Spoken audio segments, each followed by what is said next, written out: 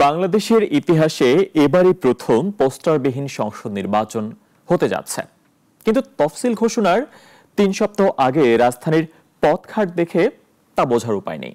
অলিগলিতে সর্বস্তরের জনগণ ব্যানারে বিভিন্ন দলের রঙিন পোস্টার সাঁটানো হয়েছে দেয়ালে দেয়ালে। আগাম পোস্টার সরাতে রাজনৈতিক দল ও সম্ভাব্য প্রার্থীদের প্রতি ইসির অনুরোধেও সাড়া নেই।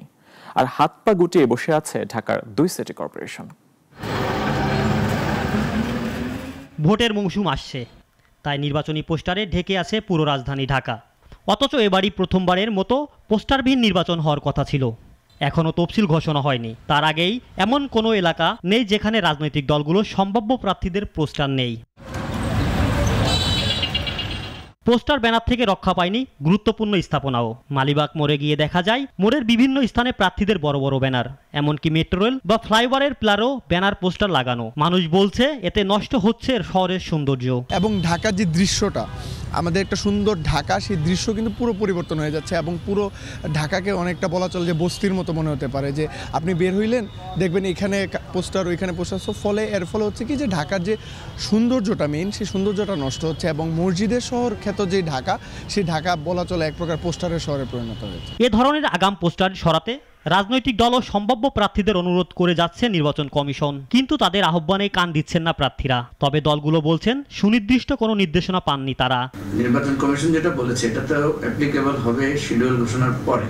আগে তো এখন কিছু করার নেই, কারোর উপর নিয়ন্ত্রণ নেই। আগে যদি সরকারের পক্ষ থেকে একটা পদক্ষেপ নেওয়া হতো, রাজনৈতিক দলগুলোকে নিয়ে বসে আলাপ করে তাদেরকে অনুরোধ জানানো হতো, তাহলে কিছুটা হলেও আমার মনে হয় কাজ দিত আর কি। আচরণ বিধি লঙ্ঘনে সর্বোচ্চ ৬ মাসের কারাদণ্ড ও ১.৫ লাখ টাকা জরিমানা এবং দলের জন্য ১.৫ লাখ টাকা অর্থদণ্ডের বিধান রাখা হয়েছে। প্রয়োজনে তদন্ত সাপেক্ষে প্রার্থিতা বাতিলের ক্ষমতা রয়েছে ইসির।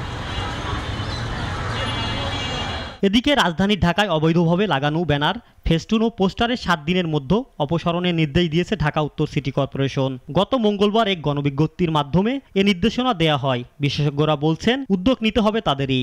আর নির্বাচনে প্রচারণায় যে পণ্য ব্যবহার করা হয় তার মধ্যে ব্যানার, ফেস্টুন, লিফলেট ইত্যাদি দেখা যায়।